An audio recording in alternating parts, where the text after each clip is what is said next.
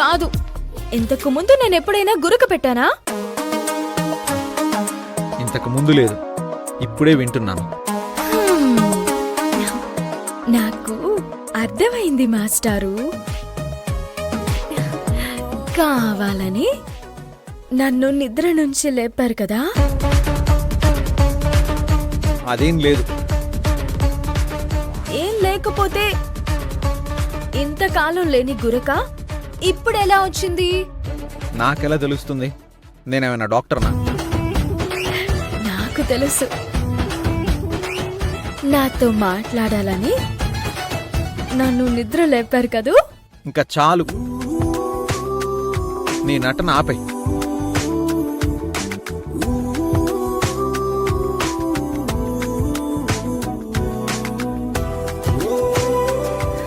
అయ్యో, అర్జున్ బాబుని ఆట పట్టిద్దాం అనుకుంటే అలా వెళ్ళిపోయారేంటి?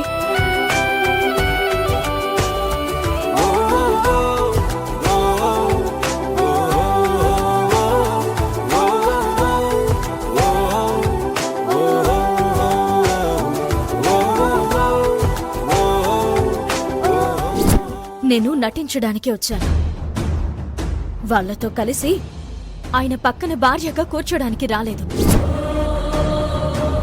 ఆ సీతాదేవి కూడా తన భర్త పక్కన బంగారు సీతను చూసి తట్టుకోలేకపోయింది. ఇక నేనంతా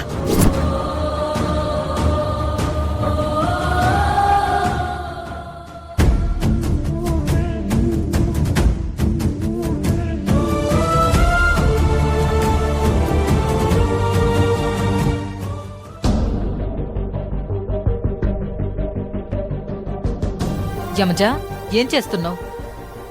నేను వెళ్ళిపోతున్నాను అత్తయ్య. ఏం మాట్లాడుతున్నావు యమజ?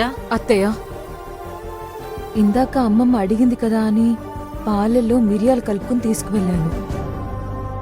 అప్పుడు కాకమ్మ కావాలని కాలడ్డం పెట్టి నన్ను పడేయాలని చూసింది. నేనిక్కడుండటం వాళ్ళిద్దరికీ ఇష్టం లేదు. అందుకే వెళ్ళిపోదామనుకుంటున్నాను.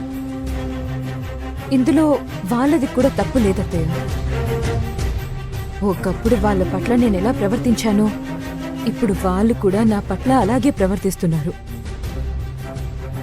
కాకపోతే నా బాధ ఏంటంటే ఈ పంతాలు పట్టింపుల్లో నా కడుపులో బిడ్డకేమన్నా అవుతుందేమోనని నా భయం. కాకి కాలు అడ్డు పెట్టినప్పుడు పొరపాటున నేను పడిపోయి ఉంటే నా కడుపులో బిడ్డకి ఎంత ప్రమాదం జరిగుండేది. అందుకే ఇక్కడ ఉండకూడదనుకుంటున్నాను. నేను చేసిన పాపాలు నా బిడ్డకి తగలకూడదు. ఇక్కడ ఎవ్వరి కోపం నా బిడ్డకి శాపం కాకూడదు. యమజ, నువ్వెక్కడికి వెళ్లాల్సిన అవసరం లేదు. ఈ ఇంట్లో నా మేనకోడలిగా నీకెలాగో ఒక స్థానం ఉంది.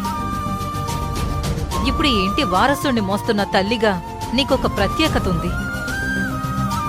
నీ కడుపున మోస్తున్న నా వారసుడి పట్ల నీకెంత బాధ్యత ఉందో నాకు అంతే ఉంది.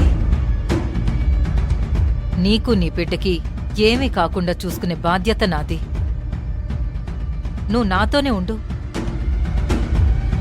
రేపట్నుంచి నేనెవరైనా పల్లెత్తు మాటన్నా ఈ అత్తయ్య ఊరుకోదు. అది కాదత్తయ్య. ఇంకేం మాట్లాడొద్దు. అత్తయ్యగా చెప్తున్నాను, నా మాట విను, సరేనా?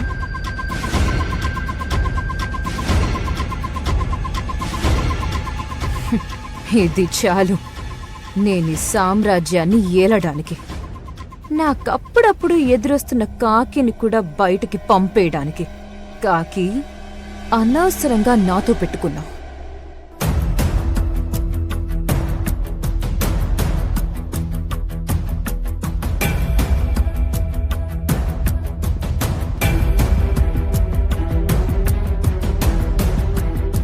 అర్జున్ బాబు,